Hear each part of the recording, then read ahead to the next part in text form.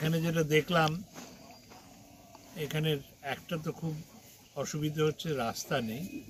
তাছাড়া একটা মৌলিক সমস্যা দেখছি, সেটা হচ্ছে বাংলাদেশের মুক্তিযুদ্ধের পর থেকে এই মানুষগুলো এখানে বসবাস করছে। যেমন তো প্রায় 50 বছরের ওপর হলো, কিন্তু এদের পাট্টাও নেই।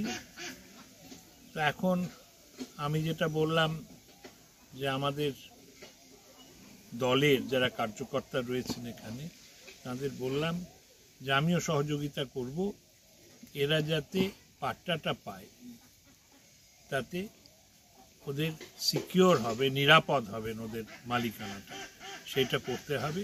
তাছাড়া রাস্তার দেখি, আমি পঞ্চায়েত সমিতি, বিডিও এদের বলে ভালো হবে। রাস্তা না হলে তো আমার তো আতঙ্ক হচ্ছে যে বর্ষাকালে কী অবস্থা হয়, সেটাই বললাম। ভালো লাগে।